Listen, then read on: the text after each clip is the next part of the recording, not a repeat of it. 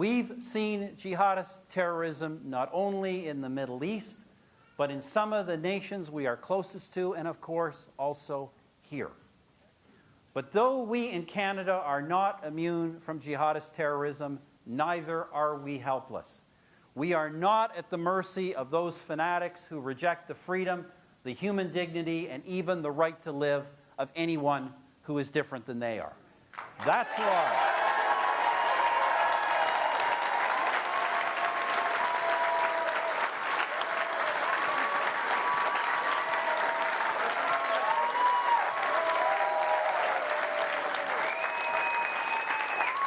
That's why, friends, we've beefed up resources for our law enforcement and security agencies, and why we have given them the legal tools they need to counter the threats we face every day.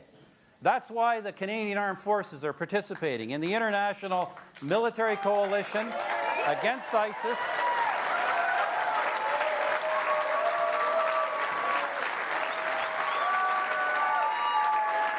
And I know you and most Canadians are proud of the job our military is doing, and friends, thank God we have the young men and women in uniform taking the fight to ISIS in Syria and Iraq so we can be safer here in Canada.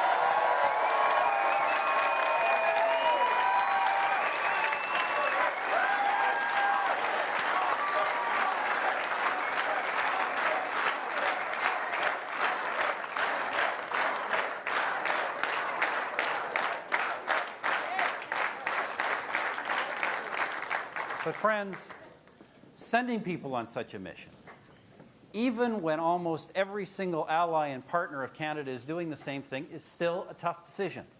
But these are the decisions a government has to make. Can you imagine Thomas Mulcair having to take such a decision? This is a man who will not even admit there were terrorist attacks last October, who can't bring himself to say the word violent jihadism. Or Justin. You know, Thomas Mulcair, friends, the NDP have voted against every single national security measure ever brought before Parliament. It is their ideology to oppose such things. And Justin would take Canada out of the international coalition. Maybe he thinks he can just charm ISIS the way he thinks he can charm Iran.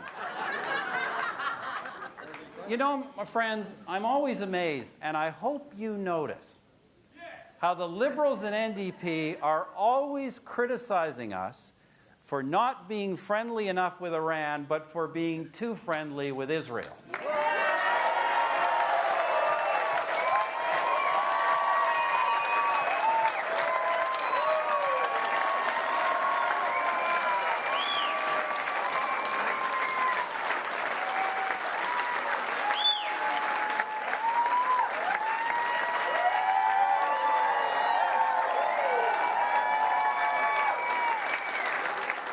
There is nothing that tells you how much they simply do not get it.